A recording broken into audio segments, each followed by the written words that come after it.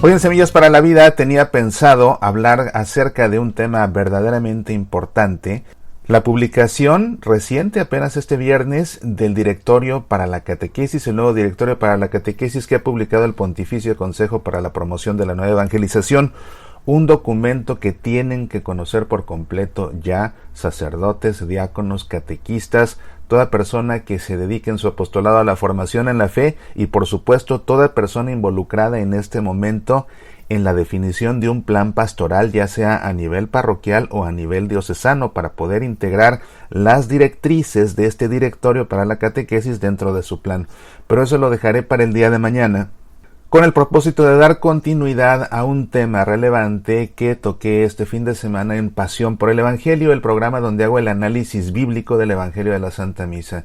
Es un programa en el que siempre concluyo con una reflexión, y dado que el tema de la Santa Misa era la forma de tratar a los profetas de Dios, como vimos en la primera lectura, las grandes bendiciones para los que tratan a los profetas de Dios como hombres de Dios, y después el énfasis que hace Jesús en las bendiciones que recibirá aquel que siquiera dé un vaso de agua a uno de sus discípulos por ser profetas de Dios. Yo hablaba en mi reflexión de la importancia de tratar a los profetas de Dios por excelencia, que son nuestros sacerdotes, como tales, y de ofrecerles nuestra amistad, una amistad entrañable, una amistad familiar, una amistad que los haga sentirse en casa lejos de su casa donde pasan muchos años, una amistad que los fortalezca, una amistad que los consuele y que a fin de cuentas es una relación recíproca en la que el sacerdote que se hace amigo de una persona o que se hace amigo de una familia, él también a su vez fortalece, consuela, escucha y bendice. Todos salen ganando, pero es muy importante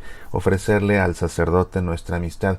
Bueno, pues que hablaba yo de eso, incidentalmente por la noche me contactó un sacerdote precisamente, estuvimos conversando largo rato acerca de una situación muy complicada, muy delicada y muy triste, y es el desafío que enfrentan los sacerdotes en este tiempo de la pandemia, en el que poco a poco se van reiniciando las misas con feligreses presentes, tomando diferentes medidas de cautela que son a fin de cuentas dictadas por los obispos de cada diócesis y que resultan incómodas para varios feligreses y que convierten de la Santa Misa el escenario de un campo de batalla en el que pelean con el sacerdote mismo al momento de recibir la comunión, porque no les gusta la forma como se da la comunión.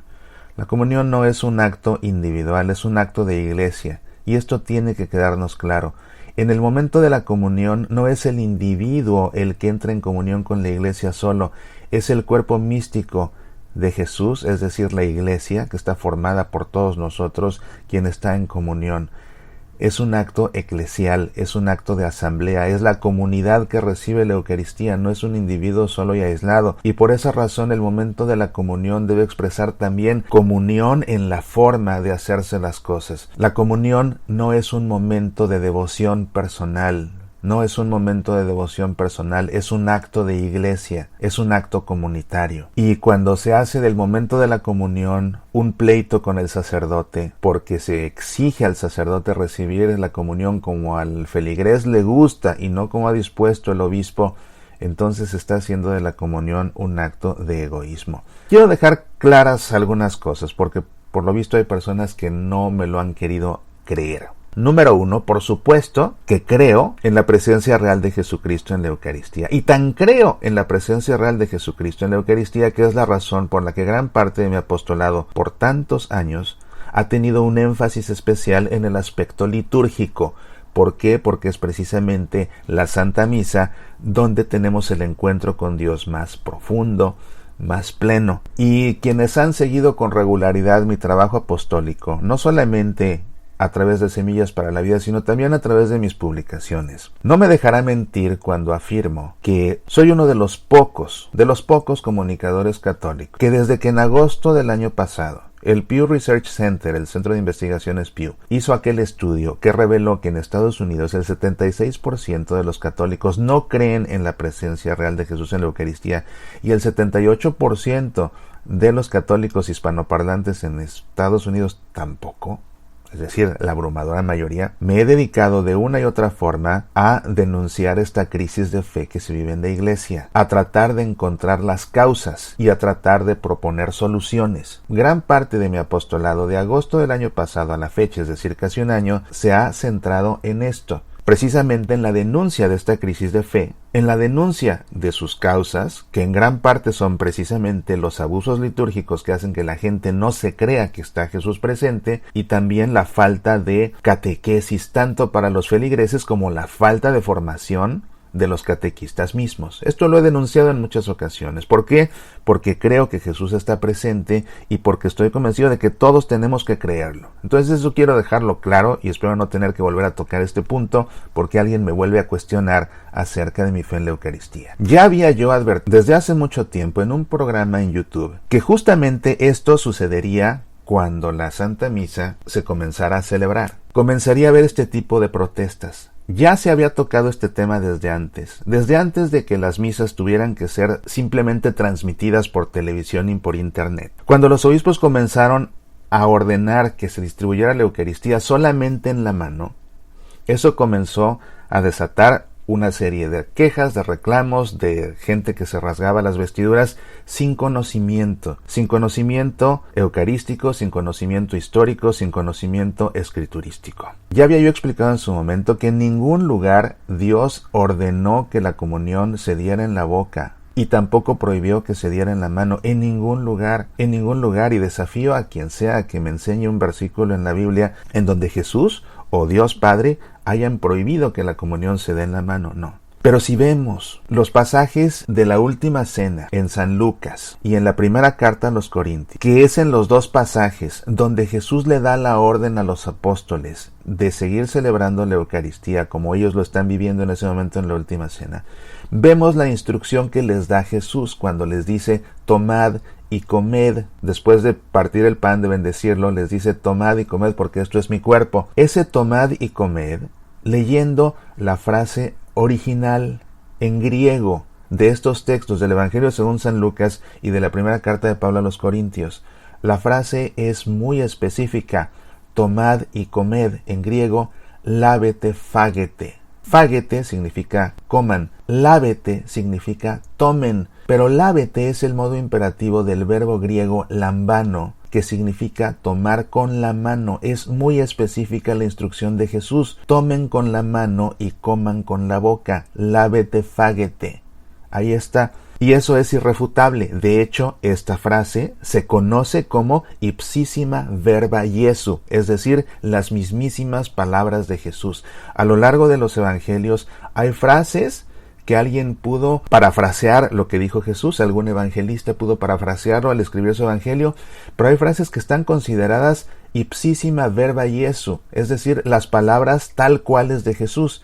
Lábete fágete pertenecen a esa colección de ipsísima verba Iesu. Jesús eso dijo, lábete fágete, tomen con la mano. En la última cena que Jesús partió el pan y lo distribuyó, Jesús estaba celebrando la cena de Pascua judía, el famoso Seder del Pesaj. En esa cena, que es un ritual de principio a fin, no es un banquete nada más para comer platillos, es un ritual esa cena. Parte de ese ritual es precisamente la fracción del pan. Quien preside la cena parte panásimo y lo reparte a cada comensal y se lo da en la mano. Así es el ritual y es lo que usó Jesús cuando instituyó la Eucaristía. Además, con el paso del tiempo, por cuestiones prácticas, la comunión se empezó a dar en la boca. Personalmente, a mí, Mauricio Pérez, personalmente, prefiero la comunión en la boca y lo he dicho toda la vida. ¿Por qué? Porque cuando se comulga con la mano o cuando se distribuye la comunión en la mano se corren muchísimos riesgos. El más grande riesgo es que no se percate el feligrés que recibe la comunión de que le queda alguna migaja, alguna partícula de la hostia en las manos y después se la frote en el pantalón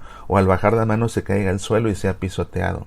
Además del riesgo de aquellos que se llevan la hostia y después se la llevan a su casa y la ponen de separador en un libro o se la llevan para tenerla como relicario en su casa. O peor, sabemos de aquellos contados casos, pero lamentablemente existentes, de los que se llaman las hostias para misas negras. Por todas esas razones yo prefiero la comunión con la boca, y no lo estoy diciendo de palabra, toda la gente me ve siempre comulgar con la boca. Sin embargo, soy consciente de las posibilidades de contagios. Si acaso estoy enfermo, entonces comulgo con la mano, porque yo sé que al comulgar con la boca, por accidente, quien me deposita la hostia en la boca, sea el sacerdote, sea un ministro extraordinario de la comunión, puede tocar mi saliva y llevar el contagio a la persona que sigue. Entonces, por responsabilidad, es que comulgo con las manos cuando estoy enfermo de algo. Hay quien dice, la comunión no puede transmitir enfermedades. Hay que tener claro algo. La hostia consagrada y el vino consagrado son en efecto el cuerpo, la sangre, el alma y la divinidad de Cristo Jesús. Eso lo tenemos claro. Sin embargo, la comunión no es magia. Y los accidentes de la Eucaristía pueden en determinado momento hacernos daño. Sí, porque no es magia. Y déjame darte un ejemplo muy claro que me toca a nivel personal, así que no te estoy hablando de teoría, te estoy hablando de la realidad. Por un problema médico que tengo, no soy tolerante ni al alcohol, ni a nada que tenga que ver con la uva, a nada. El vino consagrado en sus accidentes, en su composición química y bioquímica, no deja de tener alcohol y no deja de provenir de la uva. En Estados Unidos, que se distribuye la comunión bajo las dos especies, si yo bebo del cáliz, como hace casi la totalidad de los feligreses, si yo bebo del cáliz, y es un trago el que uno le da, no se bebe uno el cáliz entero, un trago que yo dé a la preciosa sangre de Cristo es suficiente para provocarme un dolor que me puede doblar en la iglesia y no dejarme levantar para caminar. Un trago. Cuando estudiaba yo en la preparatoria con los hermanos maristas, el sacerdote que era nuestro capellán tenía diabetes, de manera que cuando celebraba la Santa Misa para los estudiantes, le asistía como su servidor del altar un hermano marista. Y era el hermano marista el que hacía la purificación, le ayudaba al sacerdote en el momento de la purificación, él consumía lo que restaba en el cáliz, porque como el sacerdote era diabético, le afectaba en su insulina el azúcar propia del contenido del cáliz, porque la sangre de Cristo no deja los accidentes de lo que hasta antes de la consagración había sido vino. Te doy estos ejemplos simplemente para hacerte entender que, sin dejar de ser Cristo Jesús, las formas consagradas no son magias, y hay casos en los que sí puede haber algún problema. Por ejemplo, el problema ahora de las personas que no toleran el gluten y que la hostia, al estar hecha de trigo, les hace daño. Son realidades, y es la razón por la que, en un afán por proteger a las personas de esta terrible enfermedad del COVID-19, el famoso coronavirus, toman medidas que no a todo el mundo le gustan, y no todo el mundo está contento, y la gente puede protestar de todo lo que quieran. No me gusta la misa por internet porque apenas la puedo ver en la pantallita de mi teléfono. No me gusta la misa en televisión porque me distraigo mucho con todo lo que pasa alrededor en mi casa. Y si ya puedo ir a la iglesia es que no me gusta que tenga que ser al aire libre. Y si ya es dentro del templo es que no me gusta que tengamos que sentarnos separados. Y no me gusta que tengamos que estar con el tapabocas. Y no me gusta que tengamos que comulgar con la mano. Bueno, es un tiempo de crisis, es un tiempo de penitencia. Y si todas estas inconveniencias no te gustan, ofréceselas al Señor en sacrificio, y Él sabrá acoger tu sacrificio. Pero deja de estarte quejando y renegando de la Santa Misa, que la tienes que ver en la pantalla de tu teléfono y que es muy pequeña. ¿Qué prefieres, eso o nada? Que la televisión, ¿qué prefieres, eso o nada?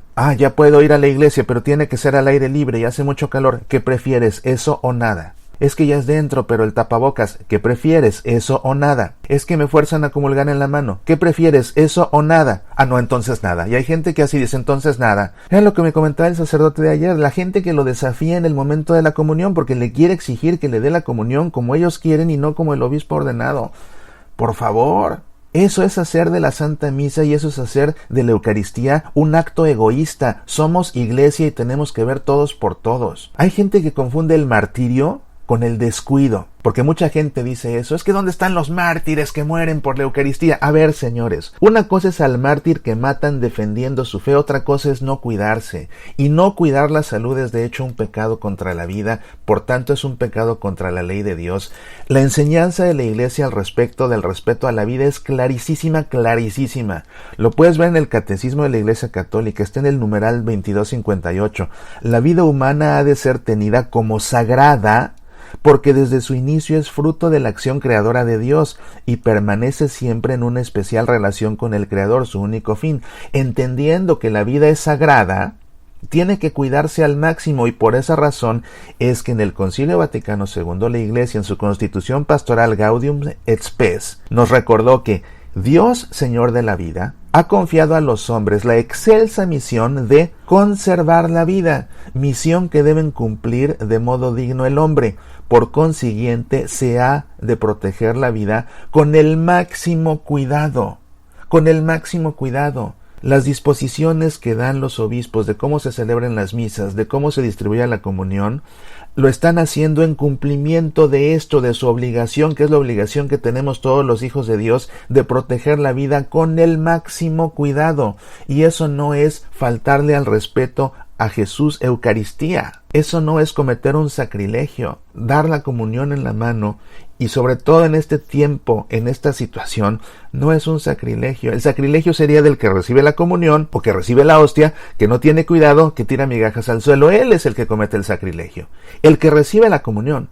Entonces, si a ti lo que te preocupa es que se cometa un sacrilegio al darte la comunión en la mano, lo que tienes que hacer es recibir la hostia con el sumo cuidado, y después de tomar la hostia, cerciorarte que en tus manos no haya ninguna partícula, cerciorarte que en tus dedos no haya ninguna partícula, y si la hay, con la lengua la consumes.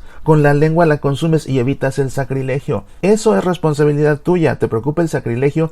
Bueno, no cometas tú un sacrilegio al recibir la hostia, porque en todo caso el que lo comete, insisto, es el que la recibe y tira las migajas, no quien deposita la hostia, a no ser que no tenga cuidado él mismo de cerciorarse de que quien recibe la hostia la consuma enfrente de él. Eso sí es su obligación, cerciorarse de que la consuma enfrente de él, no de que se la lleve. Y si se lo lleve, es su deber impedirlo, eso sí. Otra realidad que tenemos que enfrentar es que esta enfermedad sigue siendo demasiado nueva. Es una realidad. Y por eso es que en todos los países hay investigadores tratando de encontrar, primero de comprender este virus, para poder atacarlo, prevenirlo, curarlo. Es algo tan nuevo todavía, que las diferentes investigaciones que se conducen en diferentes laboratorios del mundo, en ocasiones comienzan a dar resultados que coinciden con los de otros, y comienza a haber convergencia en ciertas conclusiones, y en consecuencia en ciertos criterios. Pero hay ocasiones en que los estudios todavía no se ponen de acuerdo, porque un estudio arroja ciertos resultados y otro estudio todavía no arroja los mismos. Y se necesita seguir estudiando en esos casos para poder llegar a conclusiones comunes que entonces